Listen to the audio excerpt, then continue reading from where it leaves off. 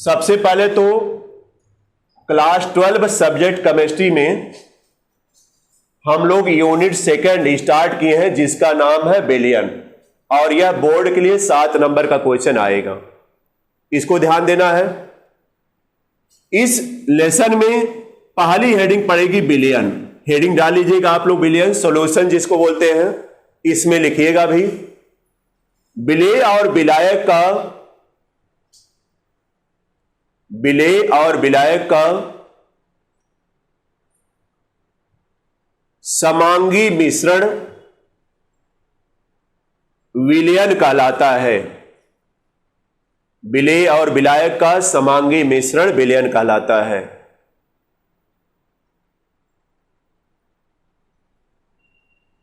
समांगी मिश्रण विलयन कहलाता है, यह परिभाषा हो गई। ध्यान दीजिए सब लोग। देखिए आपके आसपास देखा जाए तो बहुत से विलयन बनाए जाते हैं। जैसे चीनी को पानी में मिलाया जाता होगा तो यह भी विलयन बनता है। नमक को पानी में मिलाया जाता है तो यह भी विलयन बनता है। चाक को पानी में मिलाया जाता है, यह भी विलयन बनता है। तो यहां पर देखिए चाक पानी, नमक पानी, फिर हमने कहा चीनी पानी। तो इसमें देखिए देखा जाए तो 2 घटक का नाम लिया जा रहा है विलयन बनाने में। तो आप लिख सकते हैं कि विलयन को बनाने में 2 घटक प्रयुक्त होते हैं। पहला विलेय और दूसरा क्या, विलायक। विलेय की पहचान यही है कि जो विलयन में कम मात्रा में रहता है वह विलेय होता है, यही सबसे अच्छी परिभाषा रहेगी। और विलयन में जिसकी मात्रा अधिक होती है वह क्या रहेगा, विलायक रहेगा।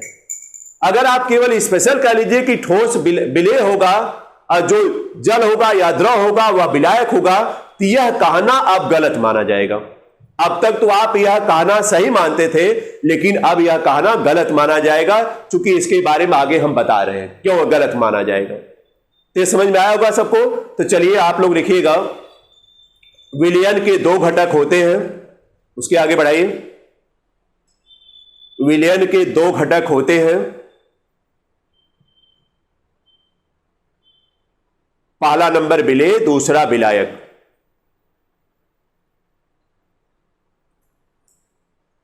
विलेय और विलायक हो गया। लिखिएगा, विलयन में जिसकी मात्रा कम होती है, विलयन में जिस घटक की मात्रा कम होती है, विलयन में जिस घटक की मात्रा कम होती है वह विलेय कहलाता है।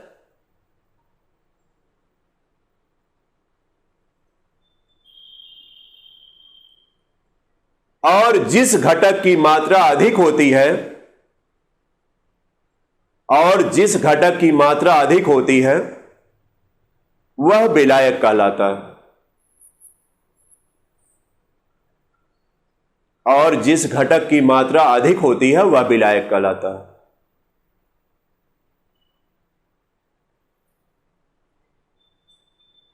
यहां एक लोग आ जाइए, वहां बैठा लीजिए, थोड़ा सा रख जाइए। यहां भी एक लोग आ जाइए, यहां बैठिए, थोड़ा बैठा है, आ जाइए, आगे भी आ जाइए।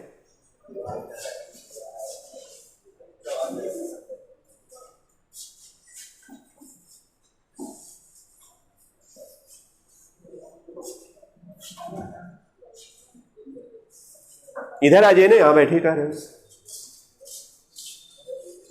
चलिए ध्यान दीजिए सब लोग। हमने कहा कि विलयन के 2 घटक हैं, विलेय और विलायक। तो विलेय की मात्रा हमने बताया कम होती है विलयन में, और विलायक की मात्रा अधिक होती है। जैसे उदाहरण लिख लीजिए, चीनी और जल का विलयन, नमक और जल का विलयन आदि।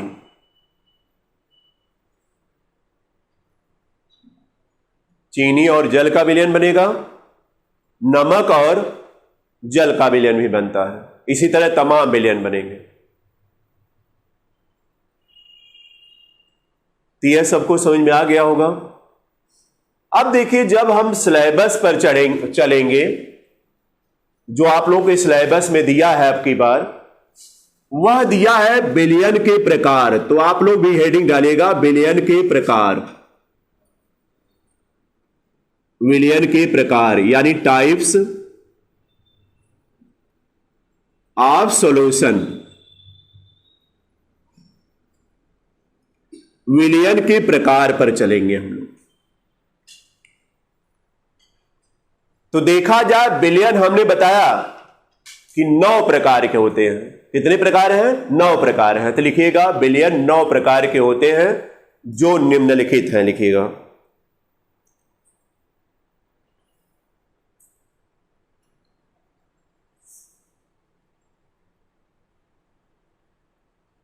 जो निम्नलिखित है। तो देखिए आप आसानी के लिए या आसानी से याद रखने के लिए 9 प्रकार यहां पर पहले देखिए इसी तरह लिख लीजिए, ठोस, द्रव, गैस लिख दीजिए। फिर इसी तरह कुछ दूरी पर ठोस, द्रव और गैस लिख देना। ध्यान दीजिएगा सब लोग, यहां भी उसी तरह कुछ दूरी पर ठोस, द्रव और गैस लिख देना। तरीका है देखिए 9 हो बनेगा भी, 3 3 6 3 9 हो रहा। यहां पर ठोस का, यहां पर अब हर जगह ठोस में, ठोस यहां लिखिएगा, ठोस में इतना लिखना है। तो हर जगह ठोस लिखिएगा, हर एक जगह पर ठोस इसमें लिख देना है। इसमें हर एक जगह पर द्रव लिख देना है, द्रव लिख देना है। और इसमें हर एक जगह पर क्या लिख देना है? गैस लिख देना है। अगर यह तरीका अपनाएंगे तो आसानी से याद हो जाएगा। देखिए क्या मतलब हुआ, यहां ठोस का ठोस में विलयन हुआ, यहां द्रव का ठोस में विलयन हुआ, यहां गैस का ठोस में विलयन होगा, का ठोस में विलयन होगा। पूरा लिखा जाएगा तो विलयन होगा लिखिएगा। ठोस का यहां पर पुनः द्रव में विलयन होगा, यहां पर द्रव का द्रव में विलयन होगा और गैस का द्रव में विलयन होगा, और यहां पर ठोस का गैस में विलयन होगा, गैस में विलयन। यहां का लगाना है, यहां पर में लगा देना है, बस इतना करते जाना है। यह देखिए बन गया 9 प्रकार। यानी क्या पढ़ेंगे? ठोस का ठोस में विलयन, द्रव का ठोस में विलयन, गैस का ठोस में विलयन, ठोस का द्रव में विलयन, द्रव का द्रव में विलयन, गैस का द्रव में विलयन, ठोस का गैस में विलयन, द्रव का गैस में विलयन, गैस का गैस में विलयन। यह रहेगा स्टेप। यह नोट कर लीजिए पहले आप लोग। यह विलयन 9 प्रकार के हो गए। आसानी के लिए हमने बताया ठोस द्रव गैस, ठोस द्रव गैस, ठोस द्रव गैस लिख देना है 9 बार। इसके बाद एक जगह, तीनों जगह ठोस लगा देना, एक जगह पर द्रव लगा देना, एक जगह पर गैस लगा देना, और बीच में का और फिर बाद में का प्रयोग किया जाए। इस तरह आपको याद रखने में आसानी रहेगी। हाँ वो अभी से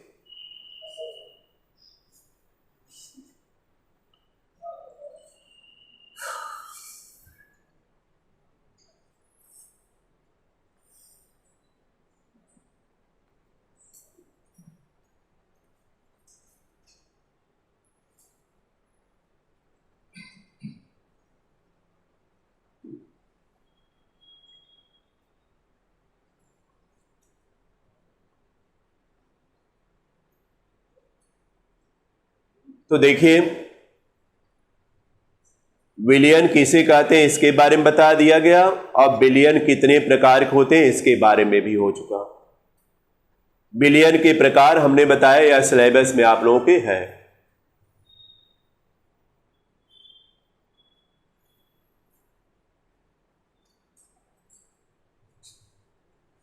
अब हेडिंग डालना है, विलयन की सांद्रता व्यक्त करने की विधियां। हेडिंग डालेंगे विलयन की सांद्रता व्यक्त करने की विधियां।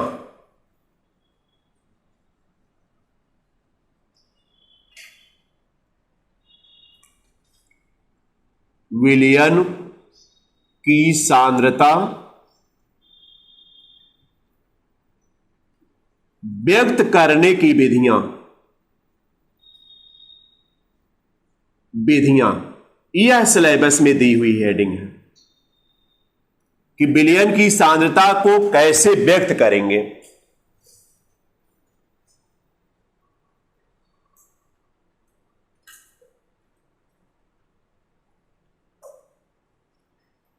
तो यहां पर विलयन की सांद्रता का मतलब क्या होता है, इसको समझना पड़ेगा आप लोगों को कि विलयन की सांद्रता का मतलब क्या होता है। विलयन के इकाई आयतन में, समझिए, इकाई आयतन का मतलब एक आयतन में जितना विलेय घुला रहेगा वही जो है उसकी सांद्रता कहलाती है।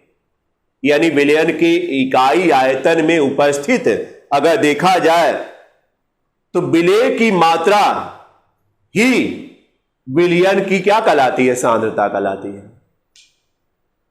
इकाई आयतन का मतलब है जैसे 1 लीटर आयतन ले लीजिए, 1 लीटर आयतन यह इकाई आयतन के अंतर्गत आ जाएगा, या 1 मिलीलीटर भी ले सकते हैं, यह भी इकाई आयतन में आएगा।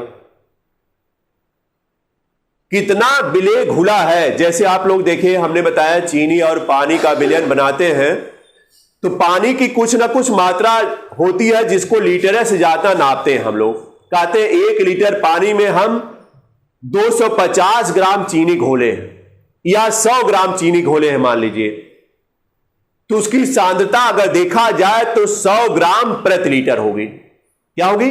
100 ग्राम प्रति लीटर। 100 ग्राम प्रति लीटर का मतलब क्या हुआ? एक आयतन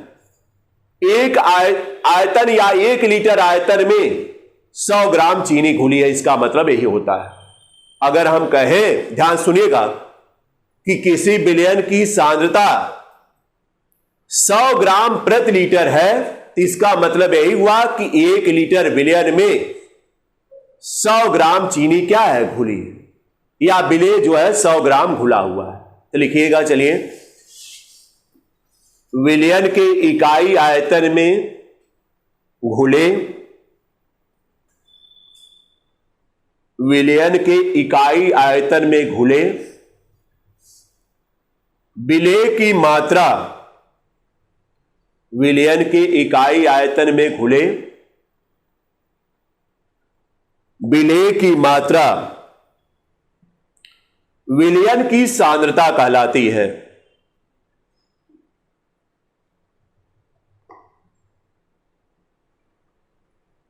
विलयन की सांद्रता कहलाती है।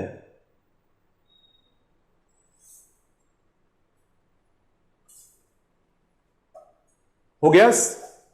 अब पैराग्राफ चेंज कर दीजिएगा, लिखिएगा, विलयन की सांद्रता 2 विधियों से व्यक्त की जाती है। विलयन की सांद्रता 2 विधियों से व्यक्त की जाती है।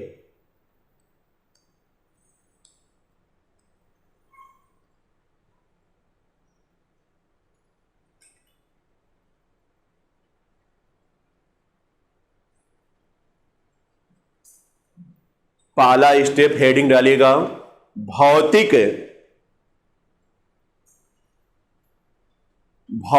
मात्रकों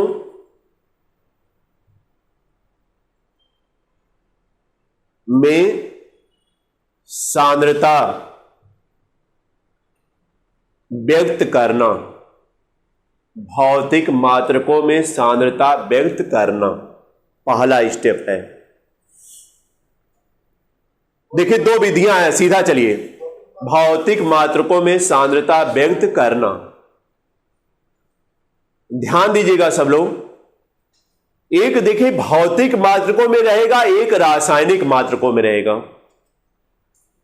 जो हम लोग कल पढ़े हैं, चाहे वह ग्राम प्रति लीटर सांद्रता थी, चाहे नॉर्मलता मोलरता थी, वह सब देखा जाए तो रासायनिक विधियों द्वारा बताया गया।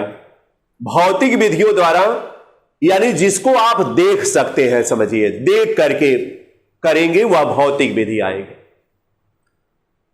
जैसे एक होती है भार प्रतिशतता। भार प्रतिशतता में क्या करते हैं कि देखते हैं कि विलयन का भार कितना है, यह भार बताइए, तौल लेंगे ना, बाट रख करके भार तौल लेंगे। आप देखेंगे इसको, भौतिक का मतलब जो दिखाई दे, रासायनिक का मतलब कुछ गणना करके निकाला जाए।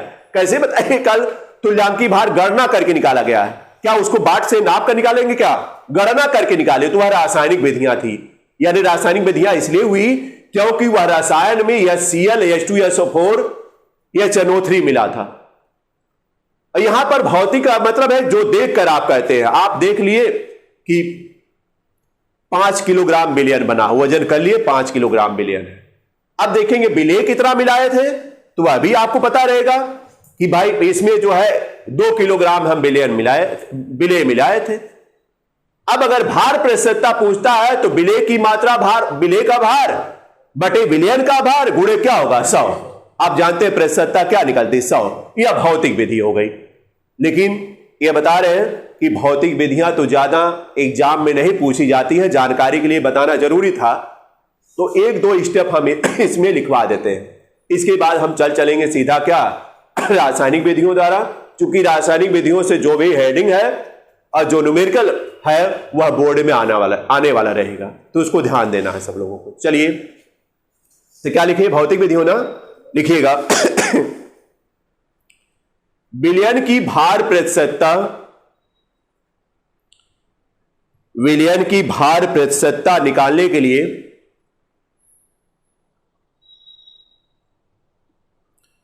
विलयन की भार प्रतिशतता निकालने के लिए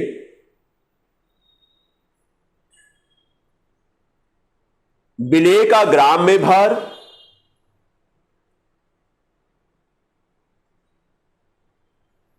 विलेय का ग्राम में भार और विलयन का ग्राम में भार, देखिएगा ध्यान दीजिएगा, अगर 1 ग्राम ले रहे तो दूसरा भी ग्राम में रहेगा। विलयन का ग्राम में भार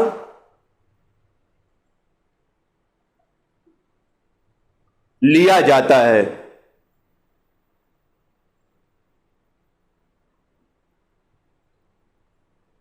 और निम्न सूत्र का प्रयोग करके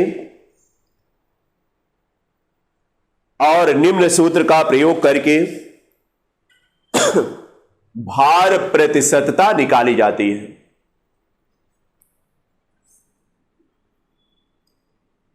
भार प्रतिशतता बराबर विलेय का भार किसमें रहेगा, ग्राम में, बटे विलयन का भार रहेगा, विलयन का भार ग्राम में रहेगा। और चूंकि प्रतिशतता की बात है 100 पर निकलती है, इसलिए 100 हो जाएगा। यही फार्मूला नोट में कर लीजिए, यह भौतिक विधियों द्वारा है।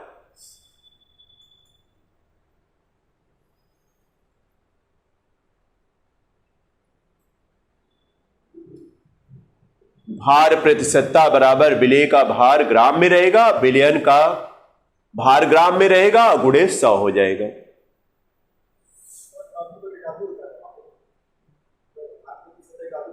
हाँ, W प्रतिशत भी लिख सकते हैं, वेट परसेंटेज बोलते हैं।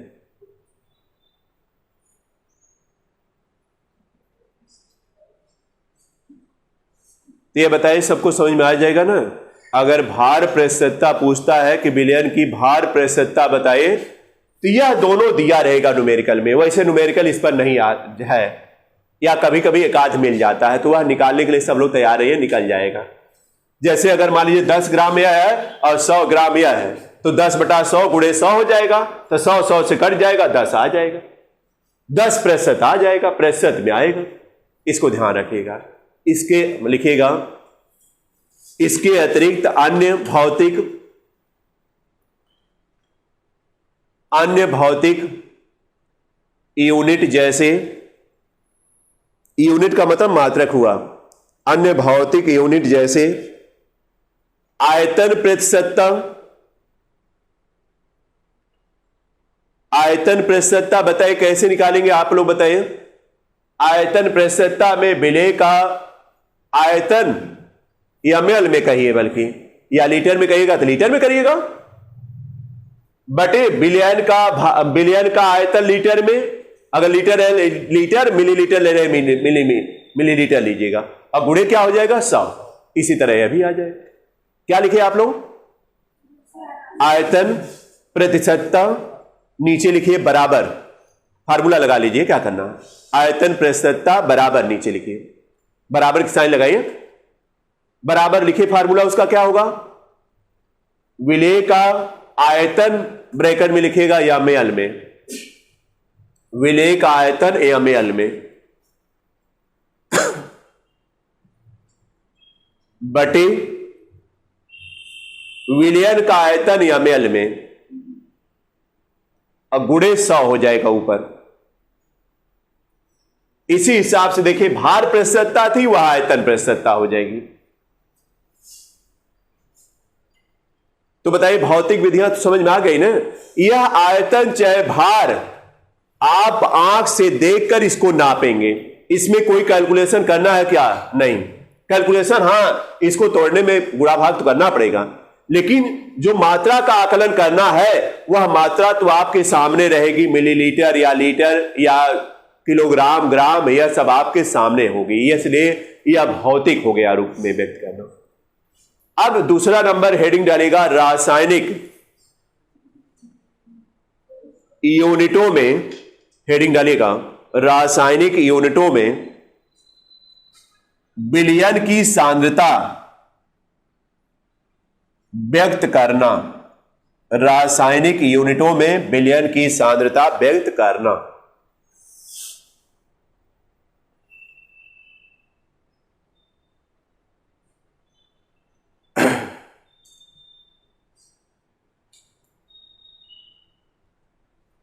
सांद्रता व्यक्त करना, इसमें हम बताए थे मोलरता, याद है, नॉर्मलता, मोल प्रभाज, ये सब जो नहीं बता पाए उसको भी बताएंगे, इन ध्यान दीजिएगा सब लोग। तो इसमें नंबर कोई डालने की जरूरत नहीं है, मोलरता हेडिंग डालेगा, मोलरता हेडिंग डालेगा।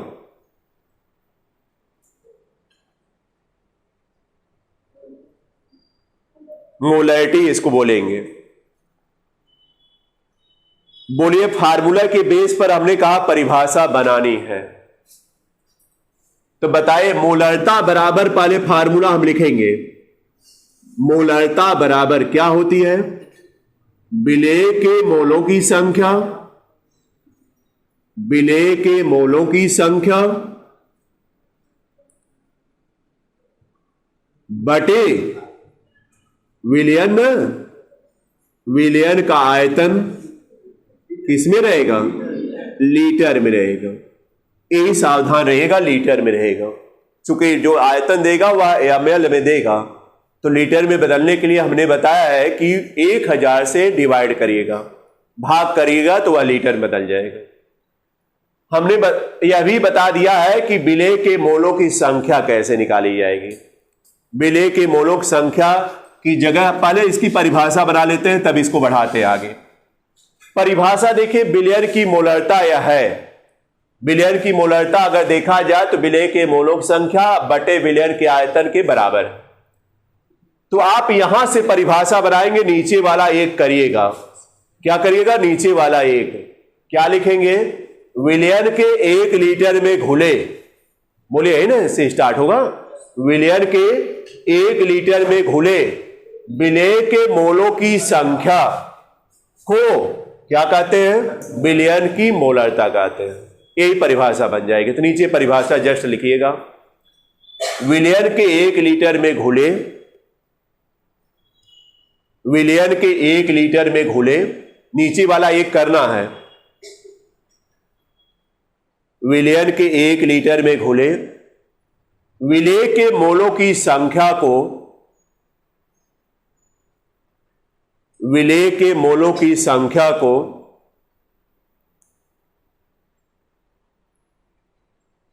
विलयन की मोलरता कहते हैं।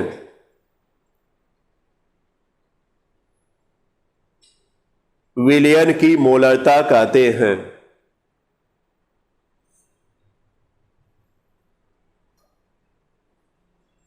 हो गया। अगर आएगा विलयन की मोलरता से आप क्या समझते हैं, तो पहले परिभाषा देना है। यहां बाद में इसलिए हमने लिखवाया कि फार्मूला पहले लिख देंगे तो परिभाषा आपके लिए आसानी हो जाएगी। वैसे परिभाषा पहले चाहिए, फार्मूला बाद में चाहिए, लेकिन आप लोगों को अब आ जाएगा, तो उसको सीधा करने तो आ ही जाएगा। अब फार्मूला तो लिख चुके हैं, अगर इस फार्मूले को आगे बढ़ाया जाए तो आप बताइए क्या लिख सकते हैं। विलेय की मोलक संख्या की जगह विलेय का ग्राम में भार, विलेय का किसमें, ग्राम में भार। देखिए मोलक संख्या इसी तरह निकाली जाती है, ग्राम में भार बटे विलेय का अणुभार, विलेय का क्या, अणुभार, और बटा क्या हो जाएगा, विलयन का आयतन। विलयन का आयतन किसमें हो जाएगा, लीटर में हो जाएगा। विलयन का आयतन किसमें आएगा, लीटर में। फार्मूला आप लोग एक बार बढ़ा लीजिए नीचे, क्योंकि इसकी आवश्यकता पड़ेगी और इसी पर लगेगा न्यूमेरिकल।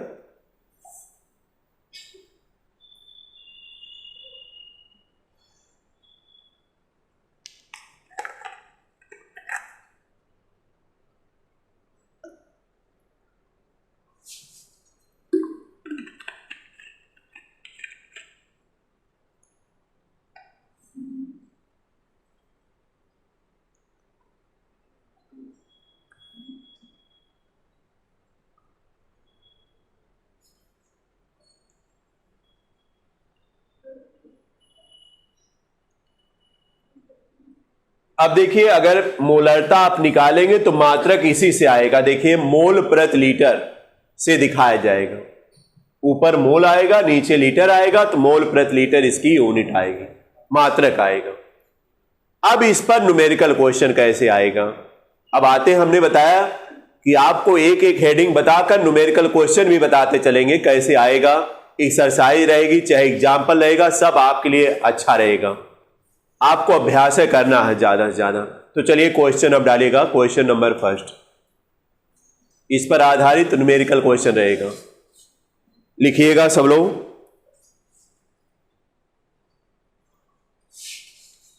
20.6 ग्राम NaBr को, NaBr यानी सोडियम ब्रोमाइड नाम है, 20.6 ग्राम NaBr को 500 ml जल में घोला गया, 500 ml जल में घोला गया।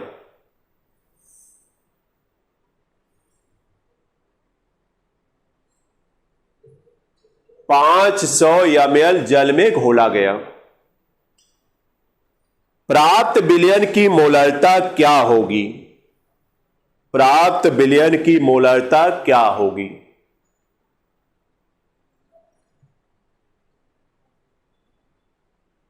प्राप्त विलयन की मोलरता क्या होगी, यह क्वेश्चन है। अब इसमें देखिए मोलरता निकालने के लिए यह फार्मूला है, इसमें आप देखिएगा विलेय कौन होगा, यानी BR बताइए विलेय होगा कि नहीं। तो विलेय का ग्राम में भार तो दिया है 20.6 और अणुभार NaBr का निकालना पड़ेगा, तो पहले NaBr का अणुभार निकाल लिया जाता है। तो लिखिएगा आप लोग नीचे NaBr का अणुभार पहले लिखिएगा सॉल्यूशन में, NaBr का अणुभार। तो ध्यान दीजिएगा अणुभार निकालेंगे तो सोडियम का 23 होता है और इसका Br का 80 होता है ना, 80 होगा। तो जोड़िएगा तो बताइए यह 3 आ जाएगा, 8 2 कितना हो जाएगा 10, 103 इसका अणुभार निकल गया। अब बताइए फार्मूला लगाने में आसानी होगी कि नहीं। अब लिखिएगा क्या, विलयन की मोलरता, विलयन की मोलरता। देखिए फार्मूला हम नोट किए हैं, विलेय का ग्राम में भार, तो या तो फार्मूला एक बार लिखिए या डायरेक्ट करिए। 20.6 हुआ बटे अणुभार 103 हुआ बटे आयतन लीटर में तो 500 ml है, तो लीटर बदलिएगा तो हमने बताया है 1000 से क्या करना पड़ेगा, भाग देना, लीटर बदलेगा। अब इसी को सिंप्लीफाई करना है तो देखिए कैसे, 20.6 लिखिएगा अपान 103 लिखिएगा इंटू, यह देखिए उल्टा होगा तो 1000 ऊपर चला जाएगा। अब बटे कितना हो जाएगा 500, तो 500 दूना 1000 हो जाएगा। तो अब 103 से डिवाइड हो जाएगा, बताइए आप लोग कितना बचेगा, 0 पॉइंट कितना बचेगा, ये 5 दूना 10 हुआ, यह 2 बार डिवाइड होगा 0.2 आएगा हमें लग रहा है, इसको डिवाइड करिएगा इससे, और इंटू 2 बचा है तो हमें लग रहा है 0 पॉइंट कितना आ जाएगा 4, और मात्रक क्या रहेगा मोल प्रति क्या लीटर, यही जवाब आ जाएगा। देख लीजिएगा सिंप्लीफाई करके आप लोग। इसी तरह न्यूमेरिकल क्वेश्चन सॉल्व होगा, चाहे किसी भी तरीके से आए। आपको हमने बता दिया कि अणुभार निकालने का तरीका आना चाहिए, नहीं आएगा तो दिक्कत रहेगी। बताइए, आप जब 103 पर नहीं पहुंच पाएंगे तो बताइए क्या लगा पाएंगे? फार्मूला चाहे पता रहे चाहे परिभाषा पता रहे, नहीं कर पाएंगे। इसीलिए हम बार बार कह रहे हैं कि तत्वों का परमाणु क्रमांक, परमाणु भार अधिकांश याद रखिए। हां, बहुत बड़ा रहेगा, जैसे Br का 80 है तो इसका दिया रहेगा, लेकिन छोटे वाले का दिया नहीं रहेगा। तो बड़े के नहीं बल्कि छोटे वाले को ज्यादा से ज्यादा याद रखिए आप लोग, तो हर जगह देखिए सहयोग मिल जाएगा। तो कन्फर्म हो गए सब लोग, कोई दिक्कत तो नहीं है? इस पर और भी हम आशा करेंगे। देखिए, इस पर न्यूमेरिकल क्वेश्चन हम टिपिकल भी बताएंगे जो परसेंट के रूप में रहेगा, लेकिन जब यह बता लेंगे पूरा तब बताएंगे। अभी इजी क्वेश्चन हम बता रहे हैं, समझिए, फिर बाद में टिपिकल भी बताएंगे। लेकिन आप लोग प्रयास करिए कि और भी लगाइए, रफ पर लगाइए, फेयर पर एक ही रहने दीजिएगा, रफ पर और अभ्यास करिए। इस पर आधारित जिसमें भी आपके पास कोई भी बुक हो, उसमें जिसमें भी मोलरता पूछा है, प्रयास करिएगा लगाना। अगर कोई दिक्कत हो तो हमसे भी संपर्क करिए, हम बताएंगे उसको। लेकिन पहले इजी वाला आ जाए, परसेंटेज वाला लेकर चले जाएंगे, सबसे जो है हार्ड क्वेश्चन लेकर चले जाएंगे तो कैसे आ पाएगा? हम तो कह रहे हैं बताएंगे उसको। चलिए फिर दूसरा नंबर आते हैं, नॉर्मलता, नॉर्मेलिटी जिसको बोलते हैं आप, नॉर्मलता दूसरा नंबर आता है। विलयन की नॉर्मलता, ये इंपॉर्टेंट लगा लीजिएगा,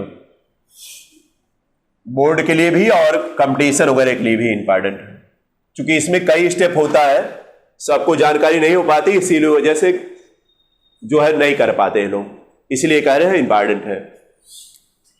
नॉर्मलता का फार्मूला पहले देखते हैं क्या है। नॉर्मलता बराबर क्या है? विलेय का मोल प्रभाज, नहीं सॉरी, विलेय के तुल्यांकों की संख्या रहेगी, तुल्यांकों की संख्या बटे विलयन का आयतन लीटर में, विलयन का आयतन लीटर में, यही फार्मूला है शुरू में। यानी विलयन की नॉर्मलता, आप लोग भी फार्मूला नोट करिए, फिर परिभाषा इसे बनाई जाए।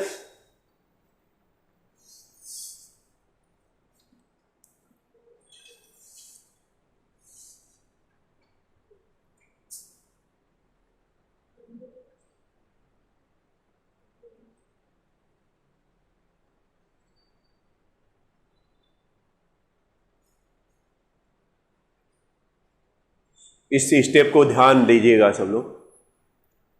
देखिए, परिभाषा तो आप उसी तरह बनाएंगे जैसा कि आप पिछले में परिभाषा बनाए। क्या बोलेंगे आप लोग बताइए? कोई खड़ा होकर बताएगा क्या? चलिए कोई खड़ा होकर बताइए, अगर गलत होगा तो कोई बात नहीं, हम तो सही बताएंगे। विलयन के 1 लीटर में घुले विलेय के तुल्यांकों की संख्या को ना क्या कहते हैं? विलयन की नॉर्मलता कहते हैं। आ जाएगा ना? चलिए नोट करिए इन्वर्टेड कॉमा में। विलयन के 1 लीटर में घुले, विलयन के 1 लीटर में घुले विलेय के तुल्यांकों की संख्या, विलेय के तुल्यांकों की संख्या को विलयन की नॉर्मलता कहते हैं, विलयन की नॉर्मलता कहते हैं। ए नॉर्मेलिटी ऑफ सॉल्यूशन, यही है विलयन की नॉर्मलता कहते हैं। हो गया? अब देखिए फार्मूला जब आगे बढ़ाएंगे, जैसे उसका फार्मूला आपने आगे बढ़ाया उसी तरह इसका भी बढ़ेगा। तो विलेय की तुल्यांकों की संख्या कैसे निकालेंगे? तो यहां पर विलेय की तुल्यांकों की संख्या निकालने के लिए विलेय का ग्राम में भार रहेगा, विलेय का ग्राम में भार बटे विलेय का तुल्यांकी भार रहेगा, विलेय का तुल्यांकी भार और बटा विलयन का आयतन लीटर में रहेगा, विलयन का आयतन लीटर में रहेगा। देखिए तुल्यांकी भार का नाम आ गया। ग्राम में भार तो यह दिया रहेगा, लेकिन तुल्यांकी भार निकाल कर नहीं दिया रहेगा, निकालना पड़ेगा। तो आप देखेंगे कि जो विलेय है वह अम्ल है कि क्षार है कि लवण। अम्ल का तुल्यांकी भार हमने बताया, अम्ल का तुल्यांकी भार बराबर क्या होता है? अम्ल का अणुभार बटे अम्ल की क्षारकता। अम्ल की क्षारकता का मतलब क्या होता है? अम्ल में उपस्थित H प्लस या हाइड्रोजन आयनों की संख्या। क्षार का तुल्यांकी भार बराबर क्या बताए थे? क्षार का अणुभार बटे क्षार की अम्लता। क्षार की अम्लता का मतलब क्या होता है? क्षार में उपस्थित OH आयनों की संख्या। तो अम्ल क्षार वाला क्रिया ध्यान रखिए, लवण वाला आएगा तो हम बताएंगे ही, लेकिन पहले आप अम्ल क्षार के रूप में तैयार रखिए। इसको नोट कर लीजिए पहले, फिर इस पर न्यूमेरिकल क्वेश्चन लगा रहे हैं हम।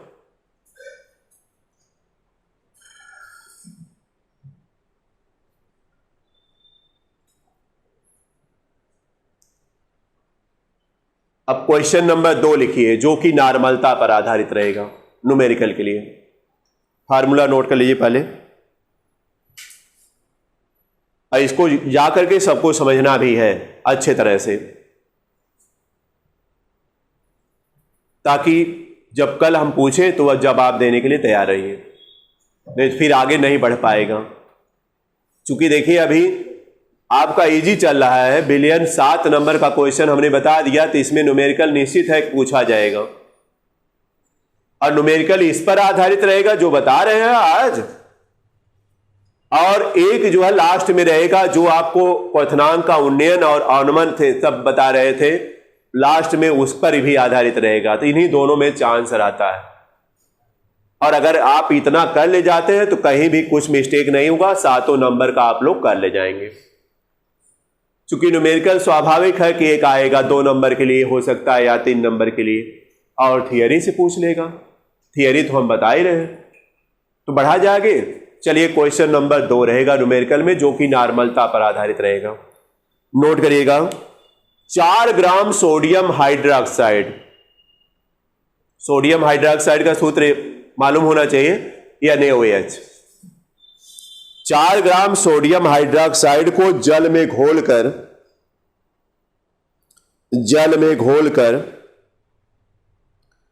विलयन का कुल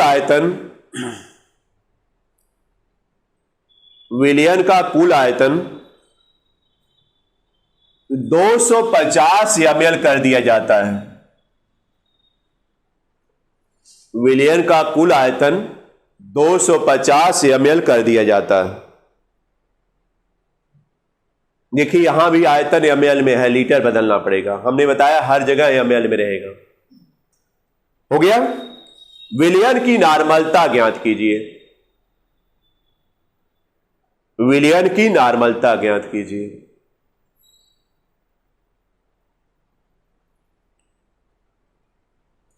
तो इसमें देखा जाए तो 4 ग्राम जो सोडियम हाइड्रोक्साइड है ये विलेय है, तो विलेय का ग्राम में भार तो 4 मिल जाएगा, लेकिन विलेय का तुल्यांकी भार तो इसमें NaOH का तुल्यांकी भार निकाला जाएगा ना। और इसके पिछले वाले में आप लोग निकाले, NaOH का तुल्यांकी भार निकाला गया है कल, 40 आया है हमें लग रहा, देख लीजिए सब लोग, नहीं निकाला गया होगा तो निकाला जाएगा। NaOH का अणुभार बटे इसकी क्षारकता एक ही, इसकी अम्लता एक ही हो गई ना, OH की संख्या 1 है। तो देखिए जो लोग नहीं आए थे समझे, अगर NaOH का तुल्यांकी भार निकाला जाए पहले, तो NaOH का अणुभार यानी 23 प्लस ऑक्सीजन का 16 प्लस हाइड्रोजन का 1, अब बटे इसकी अम्लता बताइए, OH की संख्या 1 है कि नहीं, तो अम्लता 1 होगी। हमने बताया क्षार की अम्लता का मतलब होता है क्षार में उपस्थित OH आयनों की संख्या, यही देखिए 1 है। तो बताइए यह जोड़ने पर बताइए कितना आएगा, 40 आएगा कि नहीं, 40 बटा 1 का मतलब क्या आ जाएगा, 40 आएगा। तो पहले इसको नोट कर लीजिएगा सॉल्यूशन में, सॉल्यूशन यहीं से स्टार्ट करिए, सब लोग नोट करिए। NaOH का तुल्यांकी भार आ गया 40,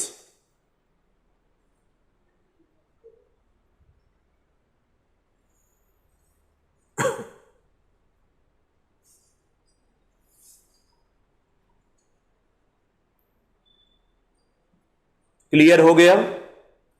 इसके बाद आप फार्मूला लगाकर मान रखिए, अब तो सब जान ही रहे हैं आप लोग, कोई नई चीज तो है नहीं। अब फार्मूला लिखिए, नॉर्मलता बराबर, यही फार्मूला नोट करिएगा, विलेय का ग्राम में भार बटे विलेय का तुल्यांकी भार विलयन का आयतन लीटर में। आयतन लीटर बदल जाएंगे ना, 250 बटा 1000 कर लीजिएगा। सिंप्लीफाई करिए सब लोग।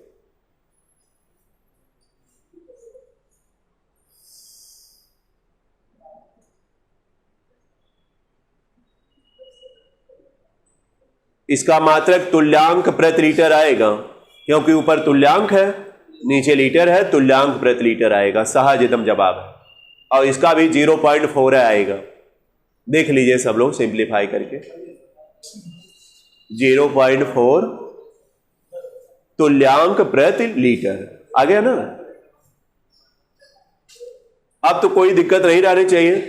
दिक्कत नॉर्मलता में केवल यही आएगी, तुल्यांकी भार की दिक्कत आएगी, जो कि हमने अलग करके आपको बता दिया है। और उसको अगर ध्यान में रखेंगे तो कहीं कुछ मिस्टेक नहीं होगी, सब समझ में आ जाएगा। तो हमने क्या क्या बता दिया, एक बार रिवाइज करिए। आज हमने बताया कि विलयन किसे कहते हैं, विलयन के कितने घटक हैं, 2, विलेय और विलायक, याद हो गया होगा। फिर विलयन 9 प्रकार के, वह भी कोई रटना नहीं, हमने बता दिया। ठोस द्रव गैस, ठोस द्रव गैस 9 बार लिख देना है। फिर एक जगह, तीनों जगह ठोस लिख देना, एक जगह द्रव एक जगह गैस, तो बन जाएगा 9 प्रकार।